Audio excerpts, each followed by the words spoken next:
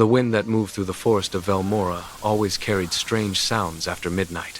Some nights, it was only the whisper of leaves. But on other nights, there was something else, something softer, something beautiful. Music. Princess Elindra first heard it on a lonely autumn night. Her castle stood on the cliffs above the forest, a place of marble towers and endless royal duties. The people called her the Jewel of Everinth, yet her life was filled with silence. Servants bowed, courtiers praised her beauty. Princes sent letters asking for her hand, but none of them truly knew her. That night, she stood on her balcony wrapped in a silver cloak, watching the fog crawl slowly through the dark trees below.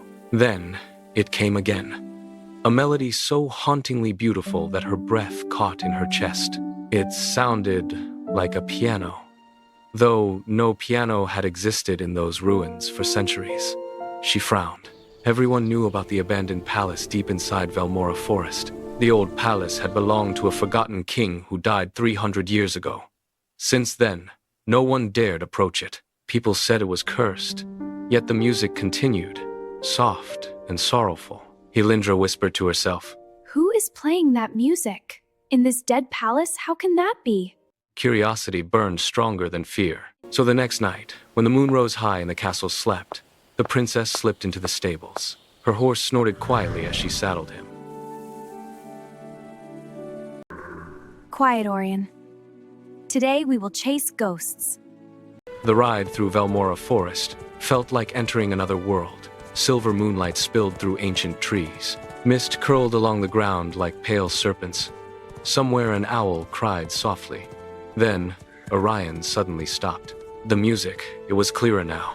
Elindra followed the sound until the trees opened into a forgotten courtyard. There it stood, the Palace of Thornvale.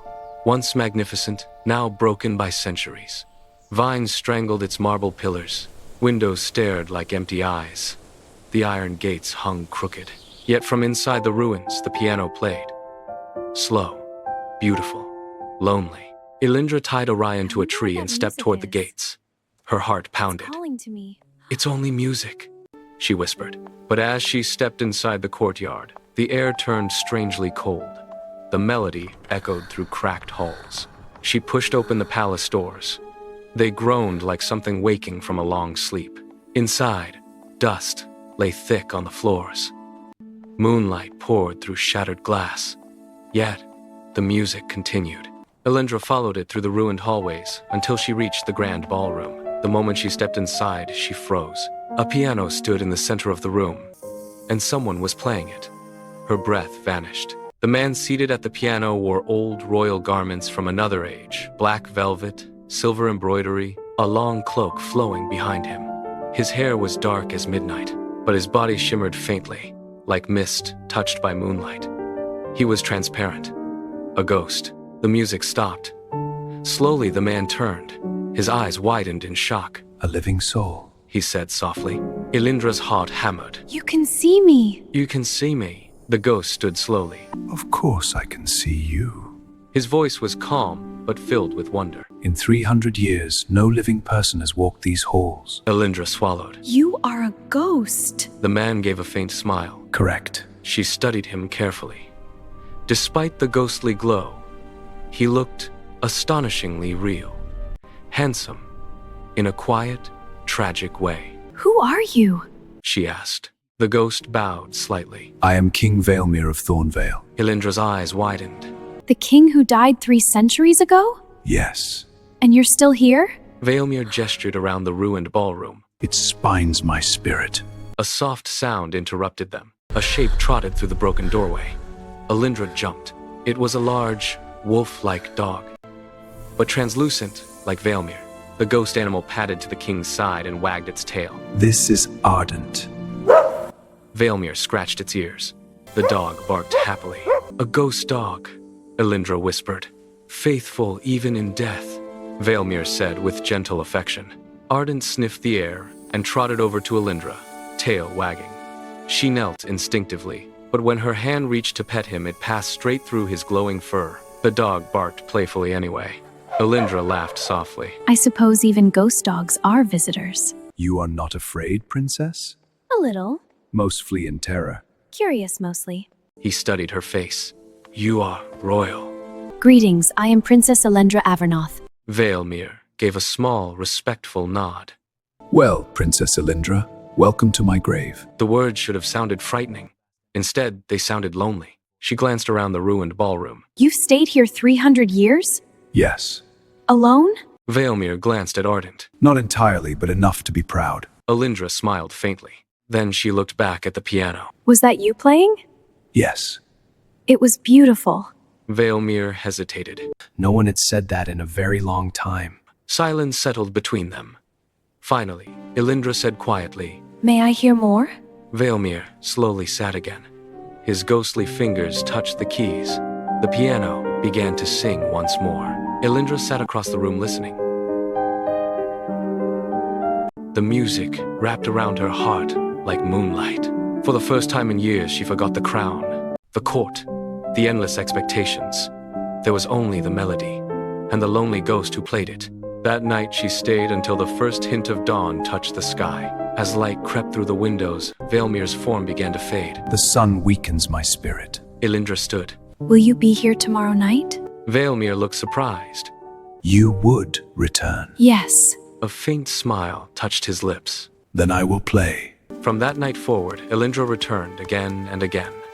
Each midnight, she rode Orion through the misty forest. Each midnight, Valemir waited at the piano. Ardent greeted her with excited, ghostly barks. Sometimes they walked through the palace gardens. Sometimes Valemir showed her ancient rooms filled with memories of another age. Sometimes they simply talked. You rule this kingdom. Long ago, What happened? He stared toward the broken windows. I was betrayed. By who? My closest advisor poisoned me. Elindra frowned. Why?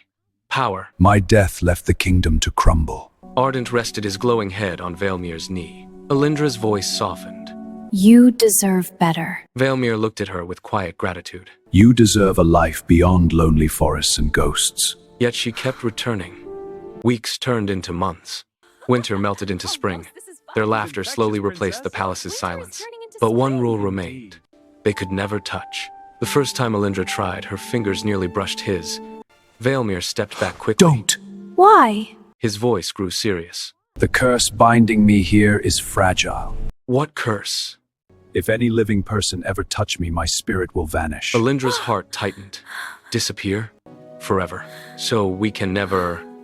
She couldn't finish the sentence. Valemir shook his head slowly. Some distance can never be crossed. That night she rode home with tears freezing on her cheeks. Yet she still returned the next night.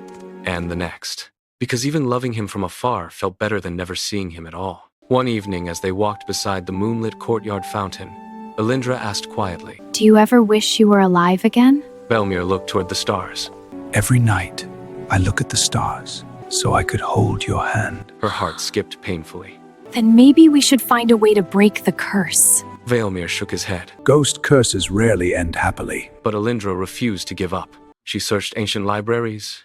She spoke with hermits and mystics. Finally, one night, an old forest owl landed beside her on a tree branch.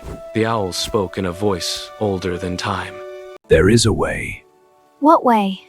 The Spirit King must remember his life. What does that mean?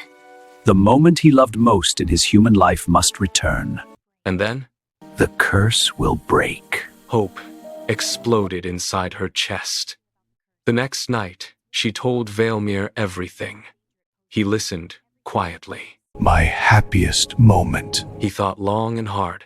Then he whispered something unexpected. I think it might be known. Known? These nights with you. Her eyes filled with tears. Maybe that's enough. But the owl had one final warning. The moment requires something powerful. Something life must prove itself.